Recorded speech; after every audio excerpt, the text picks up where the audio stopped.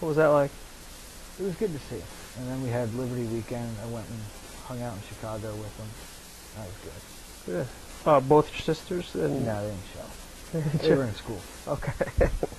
So did you know exactly where the next place was going to be after basic training? Yes. Pensacola, Florida. How was that? Oh, it was a lot of fun.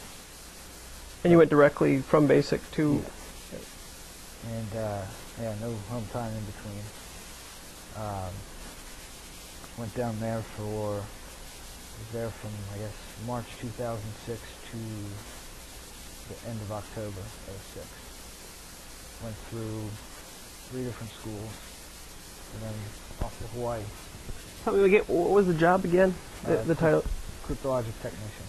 And what other type of jobs received training there? So That's it.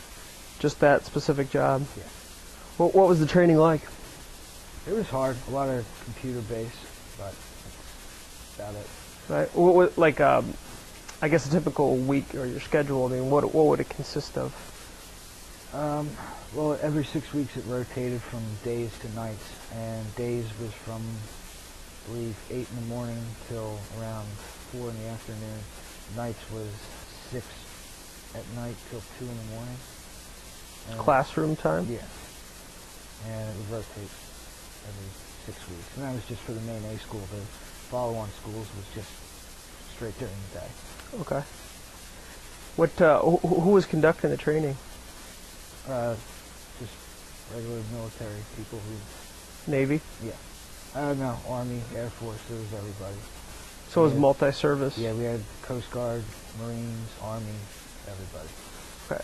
And what would that... What job is that in the Army? I mean, well... I have no idea. Okay. I don't know what the MOS is or what you want to call it. So give us a brief description of what your job is, or what it was. I mean, that's a tough one.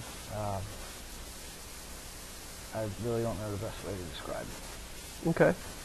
Well, when we see cryptology, it's are you encrypting or encoding or? I really can't say too much. Okay, so but you're dealing with information and basically handling information. Yeah. Okay, so what was their tests? I mean, how did they pass fail at the school? I mean, how did regular standard testing, and then there was labs and scenarios and things like that. Okay. So it was a broad range of different kind of testing. Okay, and that was every week or every cycle, or? It varied. Okay. Did you have to study outside of class? No, you couldn't study outside of class. You're not allowed to? No. Everything had to stay in the building. Okay. What was like the pass? I mean, did you know if guys and gals around you were passing, failing? I mean, yes, they kept the scores pretty known. Plus, it was a small class, and we were all, I guess, friends.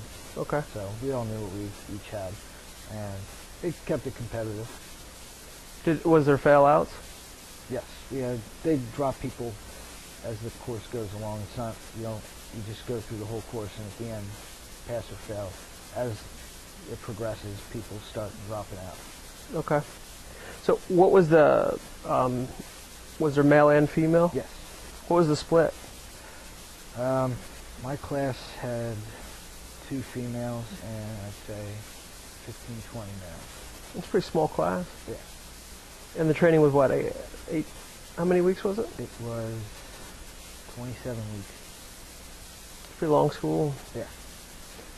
What was it like being in training that long? I mean, was it what you envisioned it to be, or? Not at first, but once I learned that that's what I was going to be doing, I kind of had an idea, like, just based on what the job was, that it's going to take a lot. Yeah. What is it like dealing with the reason that you're not answering some of the questions is because you can't. Yeah. What is that like? Both while you are in first and now that you're out, the not being able to explain what you do. It's tough because people obviously want to know like what you did, all sorts of things, and you just can't tell them. Sure. Does it affect other parts of your life or other parts of your experience where are you ever nervous as to what you should be sharing or not sharing? From time to time, yeah. Like, people will ask me a question and it's kind of borderline.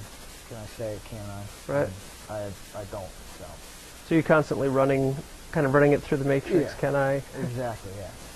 And does that stay specific to the Navy, or does that did it kind of change the way you operate outside of the Navy as well? It changed a little bit on how I operate outside now. Like what? I don't know, I just keep things a lot closer than I did in the past.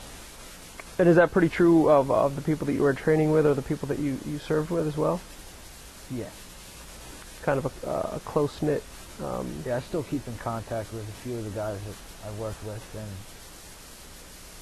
we just, well, they're still in, so, but nobody tells each other anything that they're doing and things like that. But even within the service, so you're doing this at this station, and they're doing this? Yeah, you can't, regardless of anything, you can't tell anybody, really anyone. So to obtain this job, you had to have security clearance? Yes. So what can you state what level of security clearance you're at, or had to be at? Top secret, SCI, and above. Okay. What is the process to obtain that? A lot of paperwork. And they send people out to just investigate, talk to friends, family. So what type of things do you have to list on the paperwork, or what do they? References, just history, tickets, if you've been in any trouble, basic information, and they just go off of that. Basic as in you have to list? Yeah, you can't lie about anything. You can't say, well, I didn't get a DUI or whatever, because they're going to find out. So, yeah, the thing is, like, regardless of what you've done, as long as you tell them, they're okay with it, for the most part. But if you lie, then it comes into question, and you might not get it. And the way that they find out if you're lying is the investigation process? Yeah, they send people out to the local police stations or high school, friends' houses, families, and they just sit down and talk to people. And did you have to obtain this clearance before you went to school? Well, I didn't get it would have been done sooner. I didn't get the job until the very end of boot camp, because that's when I learned I couldn't go on submarines. So Okay. I got to school, but I didn't take class until I had to sit and wait for it to go through. You had to wait in Pensacola for it to go through? How long did that take? It was actually rather quick. It can take up to 6 months. And I guess I got mine in about 3 weeks or so. But they started at the end of boot camp, so they had, I don't know, probably a good month. Did you get any reaction from friends and family that were contacted? Yeah. They're like, somebody in a black suit showed up in my house asking me questions. And that's about it. Did you you didn't have a chance to let them know ahead of time? No. I didn't know I didn't know how they did it, so. So what do they generate? You have to write down, like, mother, father, brother, sister, and then list X. Uncles, if any family members are in trouble or with the law, anything like that. What were your thoughts when you were filling this out? I was just kind of going with the flow and filling it out, not really concerning myself too much with it. It seems like a pretty big piece to not be concerned about. Yeah, I just try not to look too much into it and get myself all worked up. Okay. But it was a little strange filling all that out and knowing that people are going to be digging around. Yeah. But It's interesting. How did everybody else take it, or did most people know that this was the job they were going into, unlike yourself? yeah, most people knew that that's what they were getting into. Yeah. So a lot of them are they switched rates from one job to this. Okay.